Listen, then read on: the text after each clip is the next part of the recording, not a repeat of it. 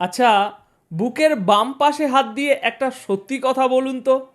আপনারা যারা দিনের পর দিন আমেরিকা আর ইরানের এই স্নায়ু যুদ্ধ দেখছেন, তাদের অনেকের মনেই একটা গোপন ইচ্ছে বা স্বপ্ন লুকিয়ে আছে, তাই না?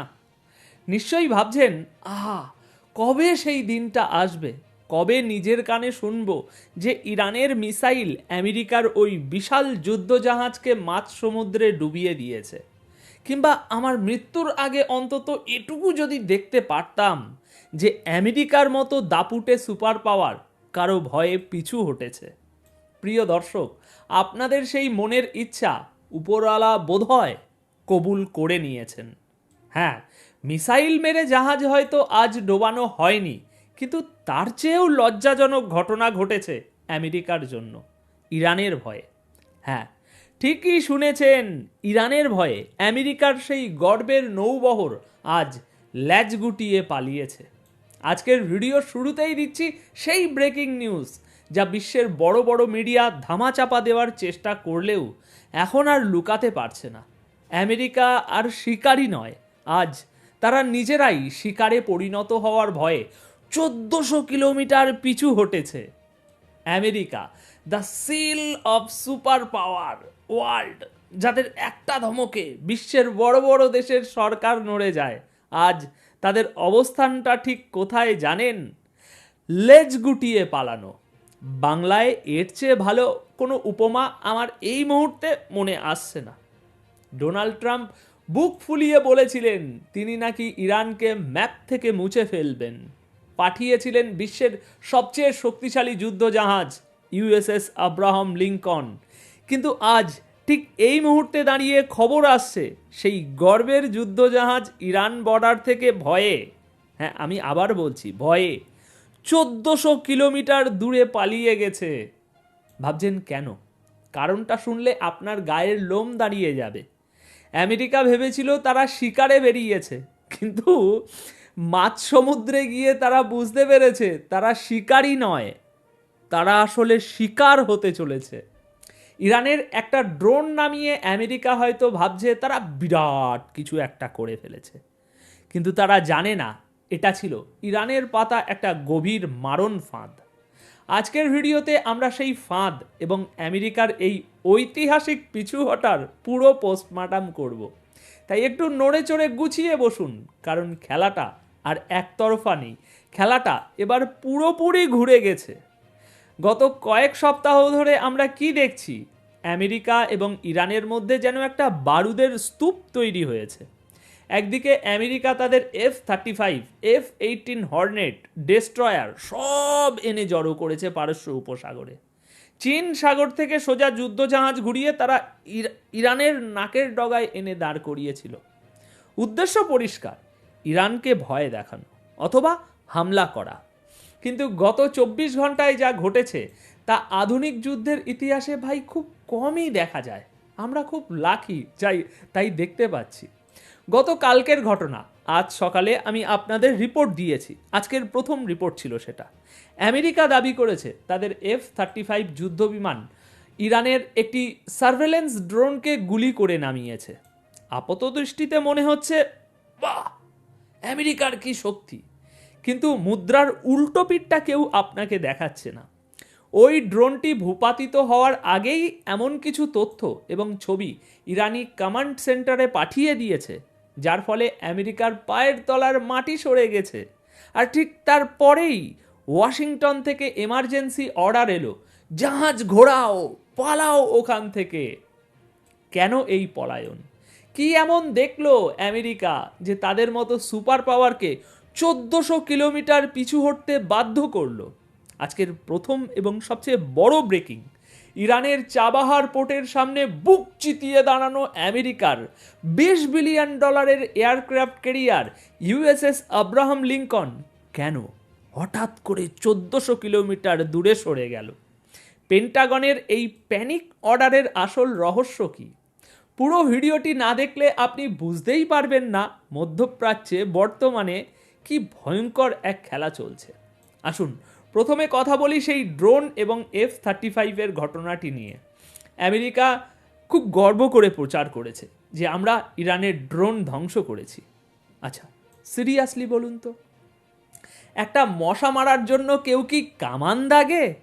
ইরানের একটা সামান্য ড্রোন মারার জন্য আমেরিকারকে ব্যবহার করতে হলো তাদের সবচেয়ে দামি 5th জেনারেশন F-35 জেট। খবর কি পড়বো, আমার তো এমনিতেই এসে হয়ে যাচ্ছে।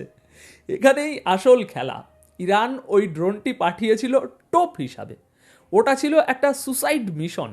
ইরান জানতো আমেরিকা ওটা মারবে, কিন্তু ড্রোনটি ধ্বংস হওয়ার আগে আমেরিকার ডিস্ট্রয়ার, এয়ারক্রাফট ক্যারিয়ারের এক্স্যাক্ট পজিশন, তাদের র্যাডার ফ্রিকোয়েন্সি এবং ডিফেন্স সিস্টেমের দুর্বলতাগুলো স্ক্যান করে ইরানি মিসাইল বেসে পাঠিয়ে দিয়েছে। আমেরিকা যখন ড্রোনটি মারলো তখন ভাবলো তারা জিতে গেছে, কিন্তু কিছুক্ষণ পরেই তারা রিয়েলাইজ করলো তাদের লোকেশন এখন লগড। ইরানের হাজার হাজার antiship ballistic missile, cruise missile এবং সোয়াম বোট বা ওই ছোট ছোট আত্মঘাতী স্পিড বোট এখন আমেরিকার জাহাজের দিকে একেবারে তাক করা। আমেরিকার কাছে ইন্টেলিজেন্স রিপোর্ট এলো ইরান আর ডিফেন্স করবে না। যেই মুহূর্তে আমেরিকা ভুল করেও একটা মিসাইল ছুড়বে, সাথে সাথে হাজার হাজার মিসাইল বৃষ্টির মতো আব্রাহাম লিঙ্কনের উপর আছড়ে পড়বে। $20 বিলিয়ন জাহাজ, 5,000 নাবিক, সবাই সাগরের তলায় যাবে। এই ভয়টাই আমেরিকাকে বাধ্য করেছে জাহাজ ঘোরাতে। এখন প্রশ্ন হলো, ঠিক 1400 কিলোমিটার দূরেই কেন গেল?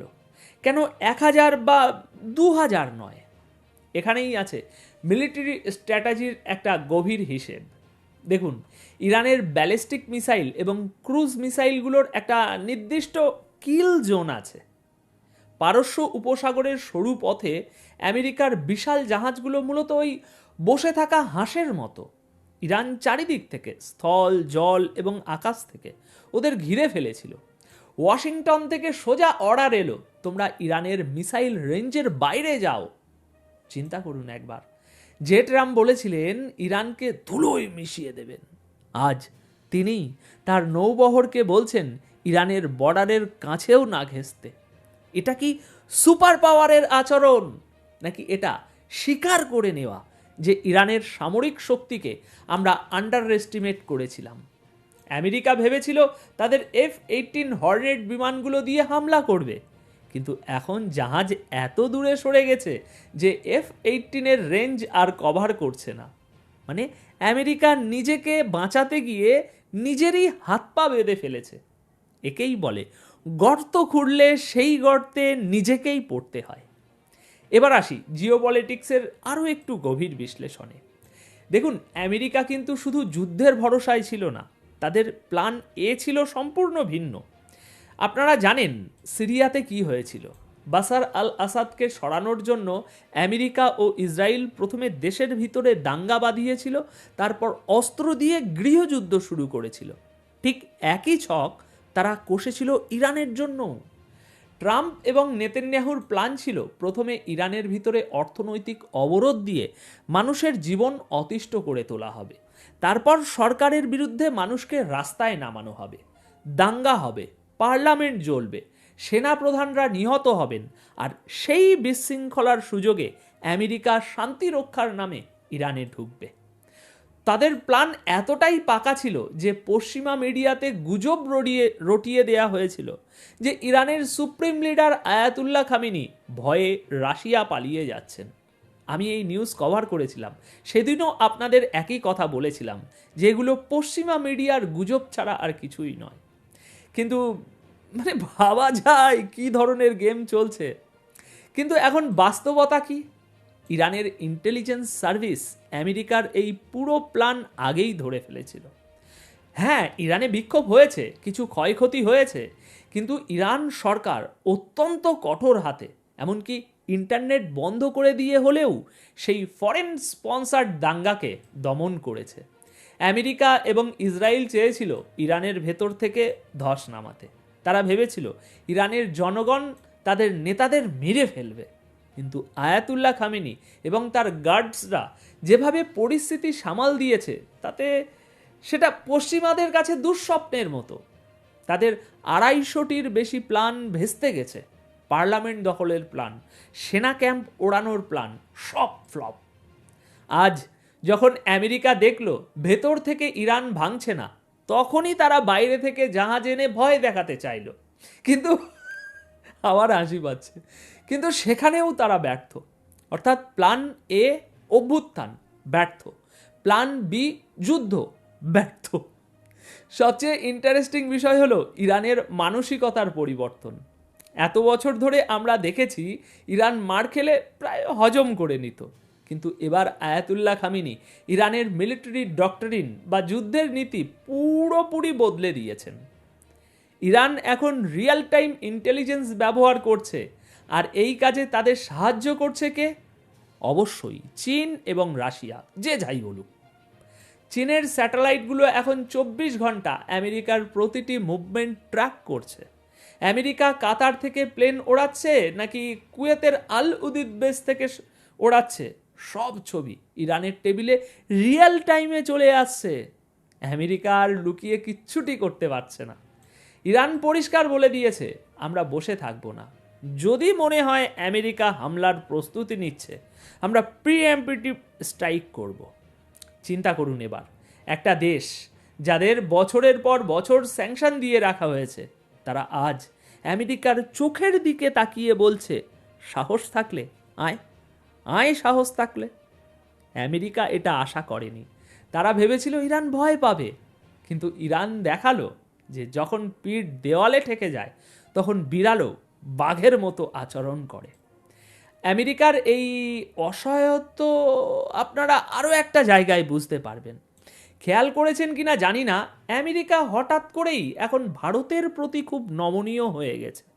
যে আমেরিকা কিছুদিন আগেও ভারতের উপর ট্যারিফ বা শুল্ক নিয়ে ব্যাপক ঝামেলা করছিল, তারা এখন ভারতের সাথে দোস্তি বাড়াতে ব্যস্ত। কেন জানেন? কারণ আমেরিকা একা আর পারছে না, তাদের অর্থনীতি নড়বড়ে, ডলারের মান নিয়ে প্রশ্ন উঠছে, চীন চোখ রাঙাচ্ছে, রাশিয়া ইউক্রেনে ব্যস্ত, কিন্তু ইরানের পিছনে দাঁড়িয়ে আছে। এই অবস্থায় আমেরিকা চায় ভারতকে তাদের পাশে রাখতে বা অন্তত নিউট্রাল রাখতে।